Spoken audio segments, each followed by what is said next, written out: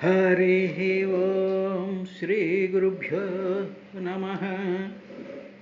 విష్ణుండు విశ్వంబు విష్ణుని కంటెను వేరేమియును లేదు. విశ్వమునకు భవవృద్ధి లయములు ఆ పరమేశు చేనగు నీవెరుంగుదుగాదే. నీ ముఖమున ఎరిగింపబడ్డది ఏకదేశమున నీ భువన భద్రమునకై పుట్టినట్టి హరికళాజాతుండవని విచారింపుము రమణతో. హరిపరాక్రమములల్ల వినితి సేయుమీవు వినికియు చదువును దానమతుల నయము తపము ధృతియు కలిమి కల్ల ఫలముగాదే. పుణ్యశ్లోకు కమలనాభు పొగడగలిగినేని అపచారంబులు లేక నిత్య పరిచర్యా భక్తియుక్తుండనైచ ఫలత్వంబును మానినే కొలువగా.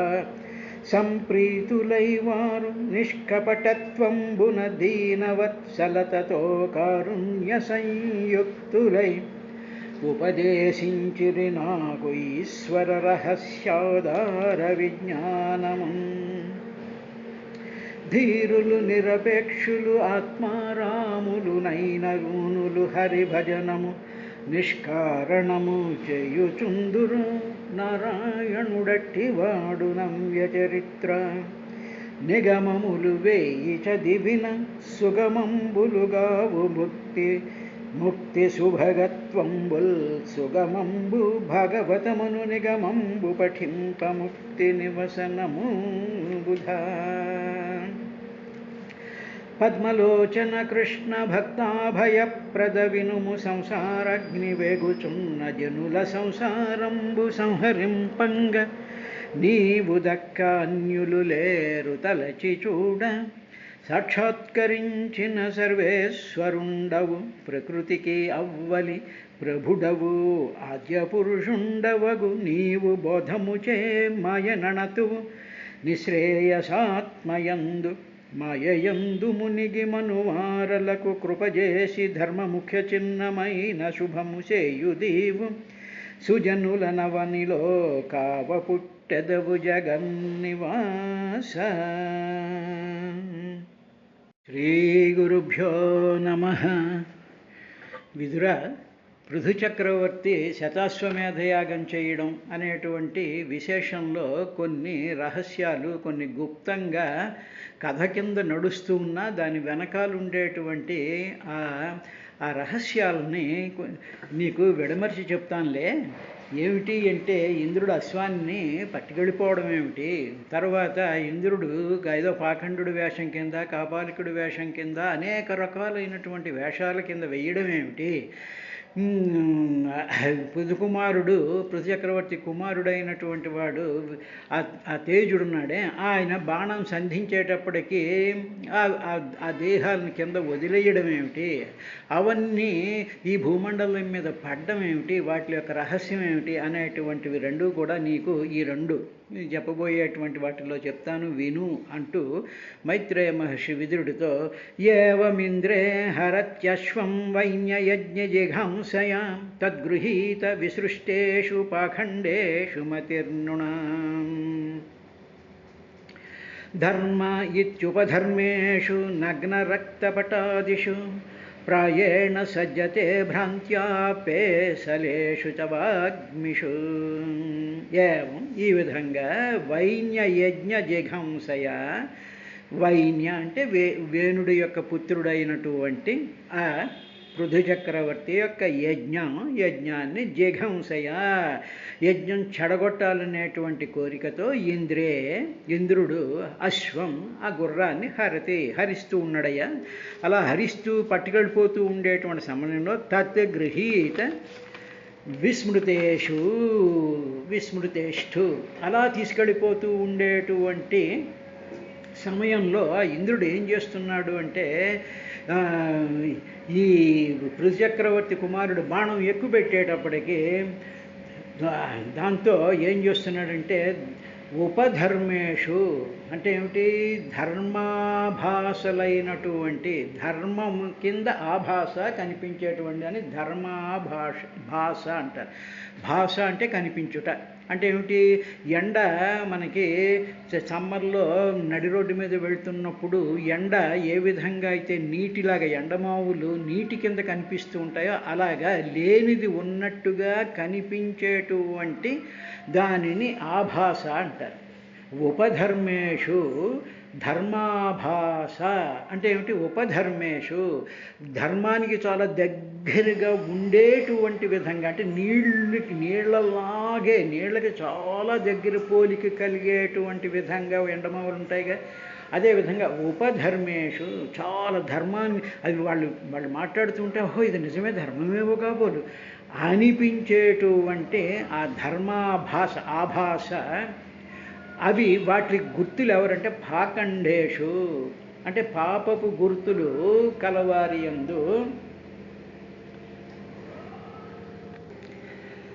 పాఖండేషు అంటే పాపపు గుర్తులు అంటే అటువంటి వాళ్ళు, అటువంటి మనుషులు ఉన్నారే, అధర్మాన్ని ధర్మం కింద మాట్లాడేటువంటి వాళ్ళకు ఉండేటువంటి ఆ లాజిక్, వాళ్ళకు ఉండేటువంటి ఆ వక్తృత్వము, వాళ్ళకు ఉండేటువంటి ఆ వేషలు, ఆ భాషలు ఇవన్నీ కూడా పాపానికి గుర్తులు.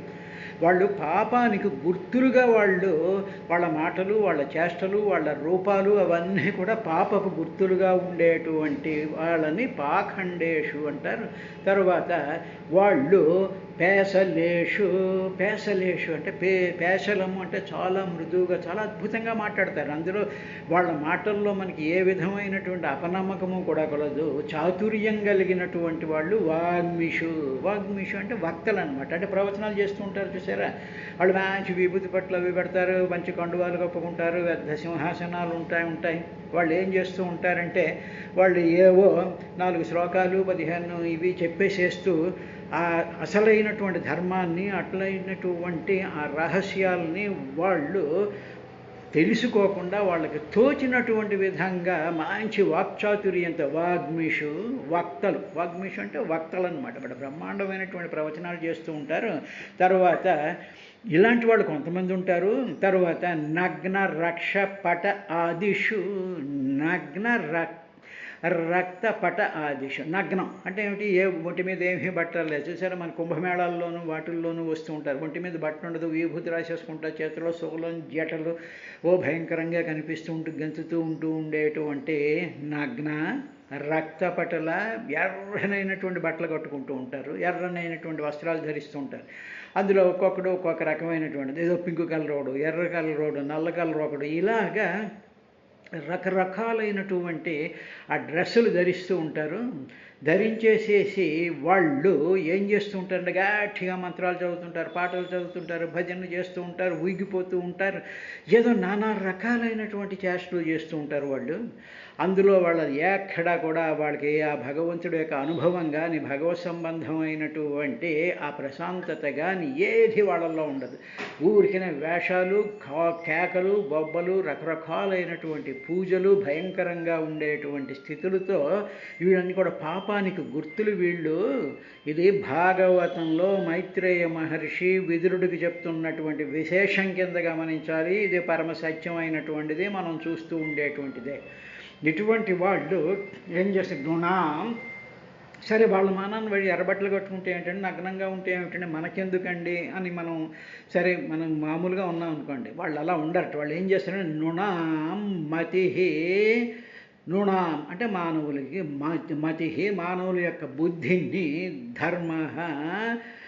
ధర్మము ఇది అని, ఇదే ధర్మం, మేం చేస్తున్నటువంటిదే ధర్మం, మేం చేస్తున్నటువంటిదే పూజ, మేం చేస్తున్నటువంటిదే హోమం, మేం చెప్పేటువంటి ప్రవచనాలే గొప్ప ప్రవచనాలు, ఇదే దీని అర్థం, ఇదే ఇవి ఇలా ఉంటాయి, మాకు అమ్మవారు కనిపించింది, మాకేమో వినాయకుడు మాట్లాడాడు, ఇలాగేవో రకరకాలైనటువంటి ఆ ధర్మాలని ఇదే ధర్మము అని చెప్పి భ్రమచేత ప్రాయేణ సజ్జతే, ఇలాగా భ్రాంత్య ఈ వీళ్ళ యొక్క భ్రాంతులలో పడిపోతూ ఉండేటప్పటికీ ఈ మానవుల యొక్క బలహీనమైనటువంటి మనసు కలిగినటువంటి వాళ్ళు, భాగవతం వద్దనుకునేటువంటి వాళ్ళకి ఇటువంటి మాటలు, ఇటువంటి చేష్టలు చాలా అట్రాక్టివ్గా కనిపించి వాళ్ళ మనసులు వాటికి లగ్నం అయిపోతూ ఉంటాయా విదురా అని చెప్పి ఇలాగ అనేక రకాలైనటువంటి వేషాలు వేసేట ఇంద్రుడు అని చెప్పి 2-3 మాత్రమే చెప్పాడు. తర్వాత ఇంకా అనేక రకాలైనటువంటి అపహరిస్తూ అనేక వేషాలను ధరించాడు అనేటువంటి మాటని ఆయన చెప్పాడు. తద్గృహీత విశ్రుతేష్టు, తద్గృహీత అనేక రకాల వేషాలు చాలా రకాలను కింద వదిలేస్తున్నాడు, భూమి మీద వచ్చి పడిపోతున్నాయి. ఇది అయిన తర్వాత తదభిజ్ఞాయ భగవాన్ పృథుపరాక్రమ ఇంద్రాయ కుపితో బాణమాదత్తోద్యతకార్ముక. ఈ లోపల గుర్రం వదిలేశాడుగా, ఆ గుర్రం మళ్ళీ వెనక్కి తీసుకొచ్చి కట్టేశాడుగా. కట్టేసిన తర్వాత భగవాన్ పూజ్యుడైనటువంటి పృథుపరాక్రమ అంటే చాలా, పృథుపరాక్రమ అంటే పృథు అంటే చాలా గొప్పదైనటువంటిది అని అర్థం. పరాక్రమ పరాక్రమం కలిగినటువంటి వాడు, పృథుపరాక్రమం కలిగినటువంటి వాడు పృథు చక్రవర్తి. పృథుపరాక్రమ పృథు, ఆ పృథు చక్రవర్తి. తత్ ఇలాగా ఆయన దీక్షలో కూర్చున్నాడు, మాట్లాడకూడదు, కదలకూడదు, ఏమీ అవ్వకూడదు, చాలా అలా కూర్చుండిపోవాలి. ఇదేదో మామూలుగా హోమం చేస్తున్నాడు, మధ్యలో లేచిపోయి ఆ మాటలు ఈ మాటలు చెప్పి ఫోటోలు తీశారా, అవి చేశారా ఇవి చేశారా, మధ్యలో లేచిపోయి ఆ పూర్ణ కుంభాలెట్టుకుని అందరికీ చూపిస్తూ వచ్చి మళ్ళీ కూర్చుని ఇటువంటి పనులు చేయకూడదు. అవన్నీ చేయకుండా ఆయన అలా కూర్చున్నాడు. అంతా మళ్ళీ యజ్ఞాశ్వం వెనక్కి వచ్చేసిన తర్వాత అభిజ్ఞాయ తెలుసుకున్నాడు, ఏం జరిగిందో తెలుసుకుని ఇంద్రాయ కుపిత, ఆ ఇంద్రుడి మీదకి ఈ పృథు చక్రవర్తికి కోపం వచ్చిందయ్యా విదురా. పృథు చక్రవర్తికి కుపిత కోపించిన వాడై ఉద్యత కార్ముక, ఉద్యత్ అంటే పైకి బాణాన్ని ఎక్కువ పెట్టేసి బాణం ఆదత్త, బాణం వెంటనే తీసుకున్నాడు. బాణం తీసుకుని ఆ ఇంద్రుడి మీద కోపం వచ్చి, యజ్ఞం పరిశ్రమ అవుతాయింది, ఆయన కోపం వచ్చి బాణాన్ని ఎక్కువ పెట్టాడు. పెట్టేటప్పటికీ అప్పుడు ఏం జరిగిందో తెలుసా? తం ఋత్విజశ్చక్రవదాభిసంధితం విచక్ష్వ దుఃప్రేక్ష్యం అసంహ్యరహంసహం నివారయామాసురహో మహామతే న యుజ్యత్తేత్రాన్యవధ ప్రచోదితాత్. శక్రవధ అభిసంధితం, శక్రుడు అంటే ఇంద్రుడు, ఇంద్రుడి యొక్క వధని అభిసంధితం, చంపేయాలి అనేటువంటి విధంతో కోపంతో బాణం ఏది అని చెప్పి ఆ బాణాన్ని తీసుకుని ఎక్కుపెట్టినటువంటి ఆ పృథు చక్రవర్తిని దుఃప్రేక్ష్యం, ఎలా ఉన్నాడు అంటే ప్రేక్ష్యం, ఈక్ష్య అంటే బాగుగా ఈక్ష్య చూడడం అన్నమాట. దుఃప్రేక్ష్యం అంటే ఆ భయంకరమైనటువంటి కోపంతో ఆయన బాణం ఎక్కుపెట్టేటప్పటికీ ఆయన్ని చూడలేక, చూడశక్యం కానటువంటి తర్వాత అసహ్య రంహసం, సహ్యం కానటువంటిది. అసహ్యం అంటే సహించలేమన్నమాట. సహించలేనటువంటి రంహసం వేగంతో ఆయన ఇంకా ఏంటంటే ఆయన లేచిపోయి ఒక్క వేగంతో దూకేశాడంటే స్వర్గానికి వెళ్ళిపోతాడా అన్నంత వేగ పుష్టి ఆయనలో కలిగినటువంటి దుఃప్రేక్ష్యం, చూడశక్యం కానటువంటి ఆ పృథువుని విచక్ష్య చూసినటువంటి ఋత్విక్కులు నివారయామాసు వారించట. ఆగు స్వామి ఆగు, పృథు చక్రవర్తి ఆగు నువ్వు, అహో అయ్యో మహామతేహే నువ్వు చాలా గొప్ప బుద్ధిశాలివి కదయ్యా, అటువంటి నీవు అత్ర ఈ యజ్ఞశాలలో ప్రచోదితాత్. యజ్ఞశాలల్లో ఒకటి ఎప్పుడూ చెప్పబడింది, అది ఏమిటి అంటే యజ్ఞశాలల్లో ఒక్క అన్యవధ న యుజ్యతే, ఆ బలి ఇవ్వవలసినటువంటి పశువుల్ని తప్ప మిగతా వాళ్ళు ఎవరిని కూడా వధించకూడదు అని చెప్పి యజ్ఞశాలలో వేదం, యజ్ఞశాలలో ఎలా ఉండాలి అని చెప్పి వేదం నిర్దేశించినటువంటి విధానం ఉంది కదా. మహామతే నువ్వు గొప్ప బుద్ధిశాలివి కదా, తరువాత ప్రచోదితాత్ అంటే వేదంచే నిర్దేశింపబడింది. ఒక్క పశువులను తప్ప, బలి ఇవ్వడానికి నిర్దేశించబడినటువంటి పశువులను తప్ప ఇంకా ఎవరిని కూడా వధించకూడదు అని చెప్పి వేదం చెప్పింది కదా. అటువంటిది నువ్వేమిటి ఇంత కోపం వచ్చేసింది నీకు అనేటువంటి ఆ విధంగా వాళ్ళు నివారయామాస, వాళ్ళు వారించారు ఆ పృథు చక్రవర్తిని. ఓ విదురా అనేటువంటి విశేషాన్ని చెప్పారు. ఇక్కడ మరొక విషయాన్ని మీకు నేను మనవి చేస్తాను. ఈ సందర్భంలో అభివాదన విధి అనేటువంటి విధానాన్ని మన శాస్త్రాలు నిర్వచించాయి. అందులో చెప్పినటువంటిది ఏమిటంటే, సభాయాం యజ్ఞశాలాయాం దేవతాయతనేషు చ ప్రత్యేకస్తు నమస్కారో హంతి పుణ్యం పౌరాకృతం అని ఉంది. అంటే ఇందాక ఈ ఋత్విక్కులు చెప్పారు కదా, యజ్ఞశాలలో నీవు వధించవలసినటువంటిది బలి కోసం ప్రత్యేకించి తీసుకొచ్చినటువంటి జంతువులను మాత్రమే వధించాలి తప్ప మిగతా వాటిని ఏది కూడా వధించకూడదు యజ్ఞశాలలో అన్నారు కదా. దానికి కొంచెం ఎక్స్టెన్షన్గా సభాయాం యజ్ఞశాలాయాం దేవతాయతనేషు చ ప్రత్యేకస్తు నమస్కారో హంతి పుణ్యం పురాకృతం అని సభాయాం సభల్లో, తరువాత యజ్ఞశాలాయాం యజ్ఞశాలల్లో ఏదో హోమం జరుగుతుంది అనుకోండి, ఒక యాగం జరుగుతోంది, ఇలాంటి అటువంటి ఆ శాలల్లో దేవతాయతనేషు చ దేవాలయముల యందు, గుర్తుపెట్టుకోవాలి దేవాలయముల యందు కానీ ప్రత్యేకస్తు ప్రత్యేకంగా అక్కడ ఒకళ్ళు బాగా మంచి దిట్టంగా కనిపించారనుకోండి, ఏదో కబుర్లు చెప్తున్నారు అనుకోండి, ఏదో విభూతి పట్లు అవి ఇవి పెట్టేసేసి అక్కడ కూర్చున్నారు అనుకోండి, ఎవరైనా ఒక వ్యక్తి కానీ ఎవరైనా ఆ కూర్చున్నాడు ప్రత్యేకస్తు ప్రత్యేకంగా నమస్కారో వెళ్ళి వాళ్ళ కాళ్ళకి దండం పెట్టేసేసి వాళ్ళ చుట్టూ తిరిగేసేసి వాళ్ళ ఆశీర్వాదాలు పొందడం అనేటువంటి దేవతాయతనేషు చ దేవాలయాల్లో కానీ యజ్ఞశాలల్లో కానీ సభల్లో కానీ ప్రత్యేకస్తు ఈ నమస్కారం చేయడం అనేటువంటిది, అందులో పాదాలను ముట్టుకుని దేవతాలయాల్లో నమస్కారాలు చేయడం అనేటువంటిది ఏం జరుగుతుందో తెలుసా? హంతి పుణ్యం పురాకృతం. ఆ నమస్కారం పెట్టే అంతవరకు వాళ్ళు సంపాదించినటువంటి పుణ్యం ఉందే, పురాకృతం పూర్వం సంపాదించినటువంటి ఆ పుణ్యం హంతి సర్వనాశనం అయిపోతుంది. ఎక్కడండి? సభాయాం యజ్ఞశాలాయాం దేవతాయతనేషు చ ప్రత్యేకస్తు నమస్కారో హంతి పుణ్యం పురాకృతం.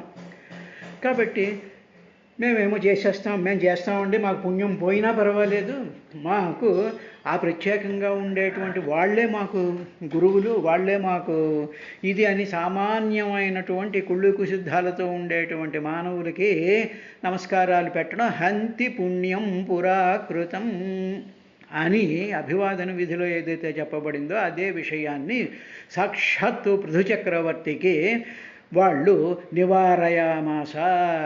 ఓ బుద్ధిమంతుడా, ఓ జ్ఞానం కలిగినటువంటి ఓ మహారాజా, నీకు తెలియని విషయం లేదు కదా, అటువంటిది నువ్వు ఇలా బాణం ఎక్కుపెట్టి ఇంద్రవధనకు పూనుకున్నావు అని చెప్పి వాళ్ళు నివారించారయ్యా విదురా అని చెప్తూ తర్వాత వయం మరుత్వంతమిహార్ధనాశనం హయామహే త్వచ్ఛ్రవసా హతత్విషం అయాతయామోపహవైరనంతరం ప్రసహ్య రాజన్ జుహువామతే హితం. రాజన్, ఓ రాజా, వయం మేమున్నామే, ఋత్వికులు, నువ్వు కాదు చేయాల్సింది, మేమున్నాం కదా, వయం మేము అయాతయామ ఉపహవైహి, ఇంకా మా మంత్రాలకి ఇంకా శక్తి ఉంది, మా మంత్రాల్లో శక్తి లేదని నువ్వు అనుకుంటున్నావేమో, మా మంత్రాలకి ఆ శక్తి ఉంది. అంటే మేము ప్రవచించేటువంటి, మేము చదివేటువంటి మంత్రాలకి శక్తి ఉంది. ఆ శక్తితో ఉపహవైహి ఆహ్వానిస్తాం మేము. ఎవరిని అంటే అర్ధనాశనం త్వత్ శ్రవసాహ, నీ యజ్ఞం అనేటువంటి ప్రయోజనాన్ని చెడగొట్టాడు కదా. నువ్వు యజ్ఞం చేస్తూ ఉంటే యజ్ఞం యొక్క ప్రయోజనాన్ని చెడగొట్టాడు ఆయన. ఎందుకంటే ఆ బాణం అది నువ్వేమో ఆ వార్త నీకు తెలియగానే బాణం పట్టేసేసుకుని ఇంద్రుడి మీద బాణం వేయడం అనేటువంటి స్థితికి నువ్వు వచ్చేసావు. అంటే యజ్ఞం యొక్క ప్రయోజనం చెడిపోయినట్టు అయిపోతుంది కదా. అటువంటి యజ్ఞాన్ని చెడగొట్టడానికి సిద్ధపడినటువంటి ఇంద్రుడి యొక్క త్వత్శ్రవస నీ కీర్తి చేత హతత్విషం ఆయనలో ఆ ఇంద్రుడికి ఉండేటువంటి హతత్విషం ఆయన యొక్క శక్తి అంతా కూడా కాంతి ఉంటుంది, ఒక ప్రభ, ఒక తేజస్సు, ఒక వెలుగు, ఒక ఆరా ఉంటుంది ఈ దేవతలకి. అటువంటిది నీ యొక్క కీర్తి చేత నింతటి మహానుభావుడి నువ్వు, నారాయణాంశతో వచ్చినటువంటి వాడివి, నువ్వు అద్భుతమైనటువంటి హోమాలు అవి చేస్తున్నావు అనేటువంటి నీ కీర్తి యొక్క దెబ్బ చేత నీ మీద అసూయ ఎప్పుడైతే ఆయన కలిగిందో వెంటనే అతని యొక్క హతద్వేషం, అతని యొక్క కీర్తి, అతని యొక్క తేజస్సు నశించిపోయింది.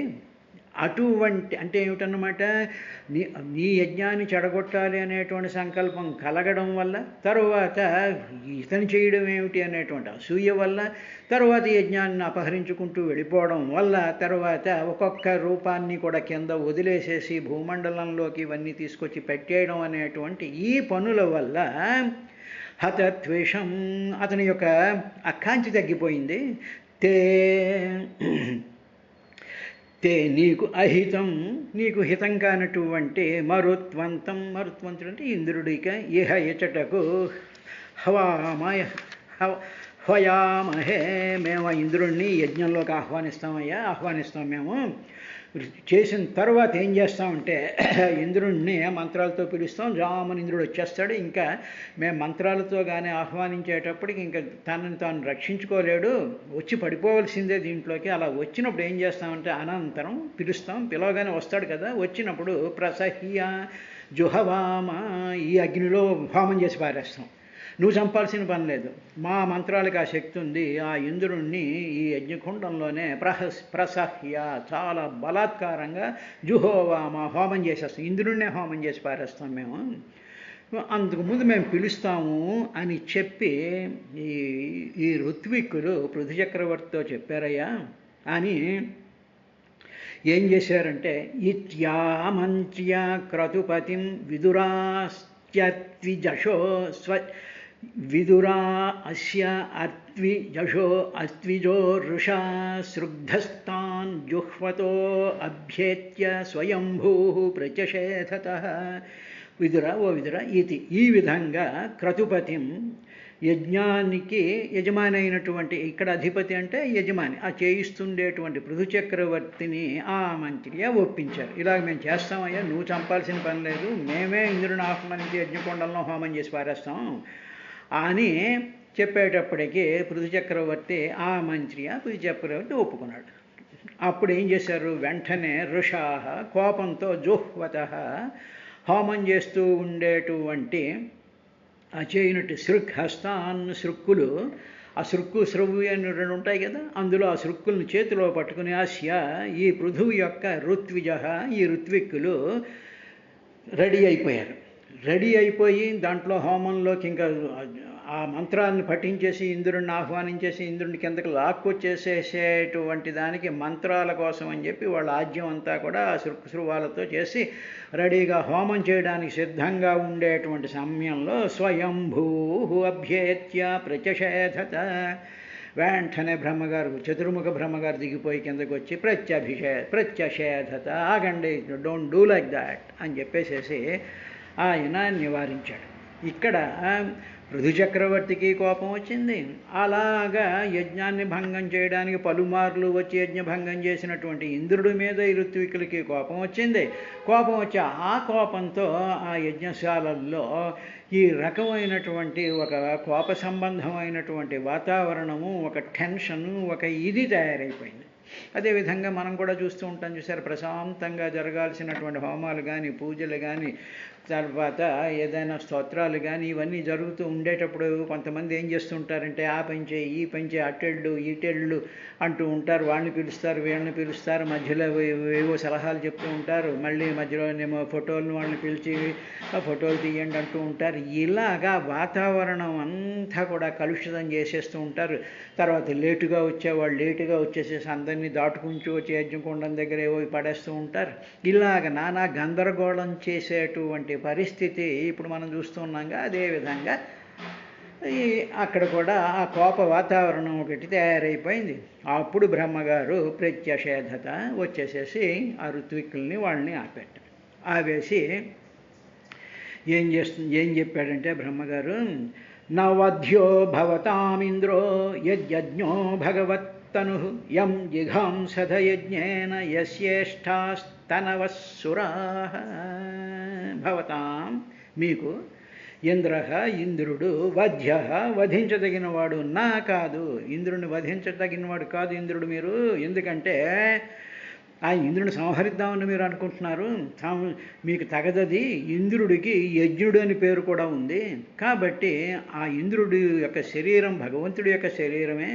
కాబట్టి దేవతలు ఇంద్రుడికి ప్రియమైనటువంటి ఆ ఇంద్రుడిలో మిగతా దేవతల యొక్క శరీరాలన్నీ కూడా ఉంటాయి. తర్వాత యజ్ఞస్వరూపుడైనటువంటి శ్రీహరి స్వరూపమే ఇంద్రుడు.